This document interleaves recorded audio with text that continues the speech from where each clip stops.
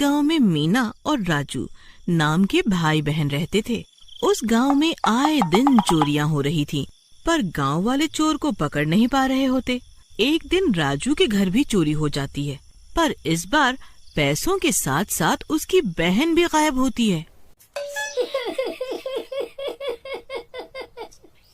भीमा भाई, मेरी बहन लापता है, सुबह से नहीं मिल रही। अब मैं क्या करूँगा? माँ पिताजी उसे मेरे भरोसे ही तो छोड़ के गए थे।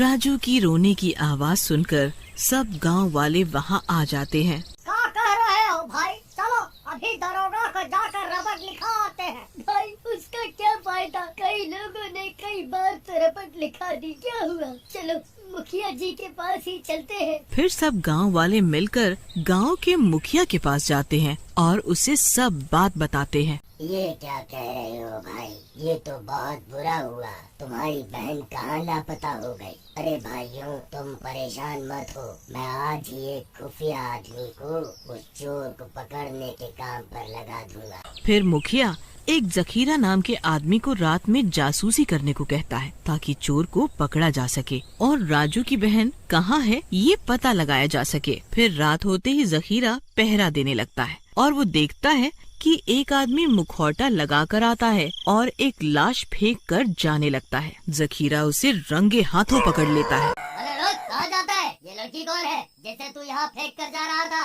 रुक, अभी तुझे बताता हूँ। अरे मर गया रे!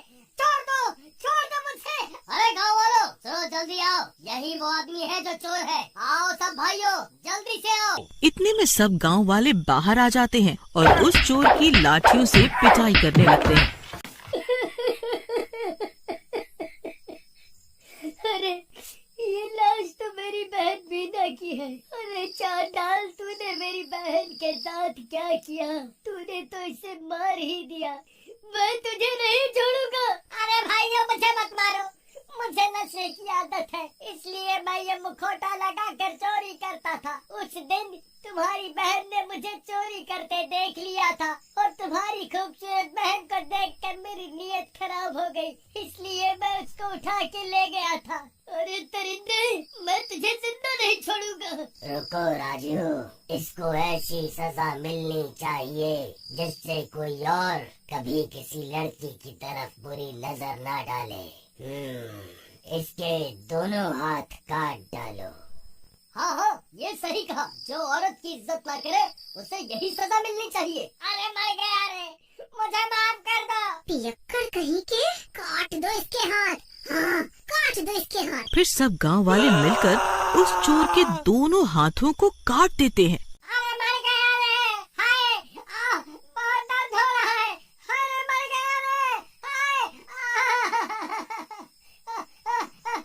फिर वो हाथ कटा चोर भाग जाता है और घने जंगल तक पहुंचता पहुंचता मर जाता है। कुछ दिन बीत जाते हैं और फिर उस हाथ कटे चोर की लाश में जान आ जाती है। डरावनी डरावनी आवाजें आने लगती है और वो चोर हैवान बन जाता है। तभी जंगल के रास्ते से एक आदमी गुजर रहा होता है। वो हैवान उसे मारकर उसके हाथों को काटकर अपने शरीर पर लगा लेता है। मेरे हाथ मुझे वापस मिल गए। गाँव वालों, तुमने मुझे बेरहमी से मारा, अब मैं तुम्हें नहीं छोड़ूंगा। फिर वो भूत गांव वापस जाता है और एक औरत को पकड़ लेता है। बहुत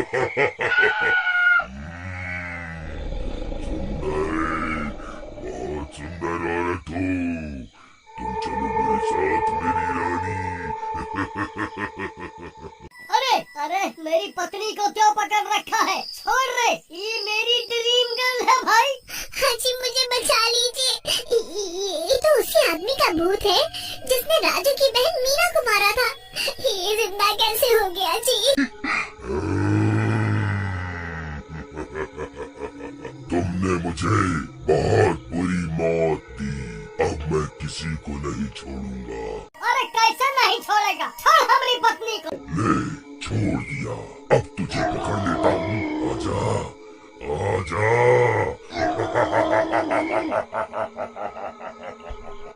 तभी वो हैवान भीमा के हाथों को भी काटकर अपने शरीर में लगा लेता है और फिर सब गांव वाले आ जाते हैं। वो सब उस चोर को हैवान बने देखकर बहुत डर जाते हैं। अब उसके 4 हाथ हो चुके होते हैं। वो बहुत ही डरावना लग रहा होता है। अरे भाई राजू, ये तो वही चोर है जिसके हमने हाथ काटे थे। अरे ये भूत कैसे बन गया? अब तो इसमें बहुत शक्ति आ गई होगी। अब हम इसका सामना कैसे करेंगे?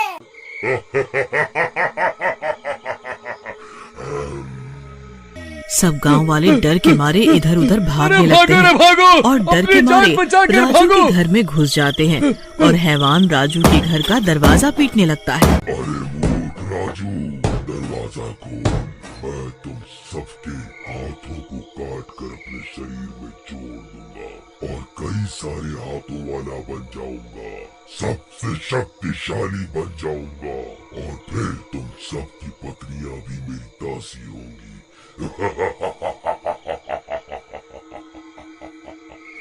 एक लड़की के लिए तुमने मेरे हाथों को काटकर मुझे मरने के लिए छोड़ दिया था ना। अब गांव की कोई लड़की और औरत नहीं बचेगी। निकलो बाहर। अरे भाई राजू, हम इस हैवान का सामना नहीं कर सकते भाई। इसमें भूतिया ताकतें आ गई हैं। हम इस हैवान का सामना कैसे करेंगे? राजू और सब गांव वाले बहुत डर जाते हैं। उन्हें कुछ समझ में नहीं आ रहा होता कि अब इस हैवान से अपनी जान कैसे बचाई जाए। तभी हैवान राजू के घर का दरवाजा तोड़कर अंदर आ जाता है। अब कहाँ भागोगे? मैं बहुत भूखा हूँ, तुम सबको कच्चा ही खा जाऊंगा। अरे भाई राजू, ये हैवान तो हमारे सामने ही खड़ा है भाई। अब क्या करें? आप चिंता मत कीजिए, आप मेरे साथ आइए। फिर राजू और सब गांव वाले राजू के घर में बने मंदिर वाले कमरे में चले जाते हैं। वो हैवान भी उनके पीछे जाता है, लेकिन उस मंदिर वाले कमरे में जैसे ही वो जाने लगता है, उसके पैरों में आग लगने लगती है और वो पीछे हट जाता है। अरे ये क्या? बाहर निकलो, तुम वक्त मारो, बाहर निकलो। वो गुस्से के मारे गुर्राने लगता है। कोई बात नहीं, सिर्फ तुम ही थोड़ी हो इस गांव में।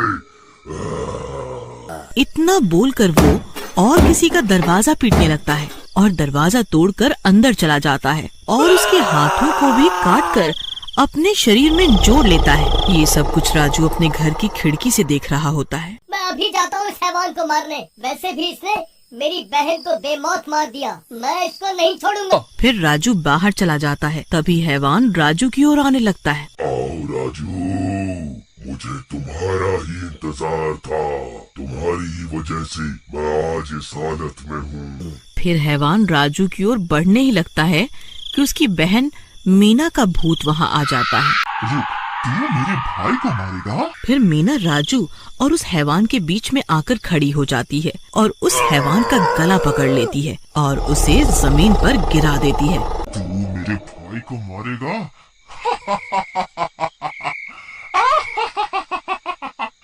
नास पीटे, तेरा बेड़ा गर्क हो। तूने मेरे साथ बहुत बुरा व्यवहार करके मुझे तो मार दिया, लेकिन मैं अपने भाई को तुझे हाथ तक नहीं लगाने दूंगी। फिर मीना उस हैवान को रोकने लगती है। अरे बेवकूफ लड़की, हट जा, छोड़ दे, मेरे कई हाथ हैं, ये देख। तू मेरा सामना नहीं कर पाएगी। सामना नहीं कर सकती, लेकिन तुझे कुछ देर रोक तो सकती ही।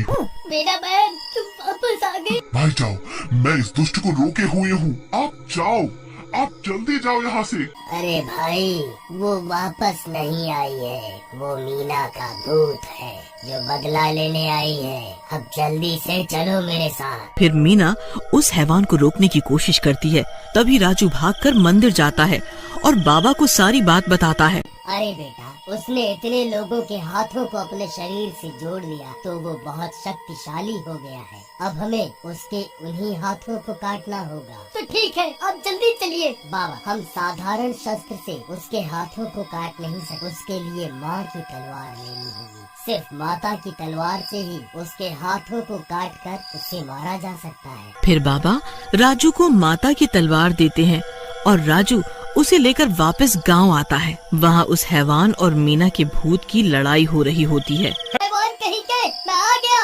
अब तू नहीं बचेगा। छोड़ मेरी बहन को। अरे ये क्या खिलौना लेकर आया है? रहने दे, तेरे हाथ न कट जाए इस खिलौने से। अभी बताता हूँ, रुक। तुझे इसकी शक्ति का एहसास नहीं है। फिर इतना बोलकर राजू जाता है और हैवान के हाथों को एक एक करके काटने लगता है। अरे नहीं, ये क्या कर रहा है? अरे मर गया रे।